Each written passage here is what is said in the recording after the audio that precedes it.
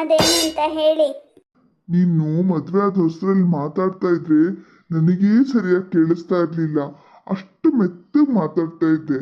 ಹೀಗೆ ಮಾತಾಡ್ತೀಯಾ ಇಡೀ ಬೆಂಗಳೂರಿಗೆ ಪೇಟೆ ಕೇಳಬೇಕು, ಹಾಗೆ ಕಿರ್ಚಾಡಿ ಮಾತಾಡ್ತೀಯ. ಹೌದು ರೀ, ನಾನು ಮುಂಚೆ ಮೆತ್ತಗೆ ಮಾತಾಡ್ತಾ ಇದ್ದೆ. ಯಾಕಂದರೆ ನಮ್ಮ ಅಮ್ಮನ ಮನೆಯಲ್ಲಿ ನಾವೆಲ್ಲರೂ ಮೆತ್ತಗೆ ಮಾತಾಡ್ತಾ ಇದ್ವಿ.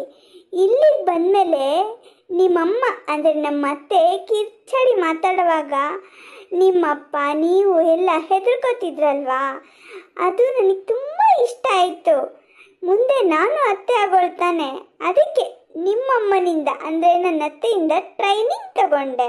ಹಾಗಾಗಿ ಈಗ ನಾನು ಹಾಗೆ ಕಿರ್ಚ್ಕೊಂಡು ಮಾತಾಡೋದು.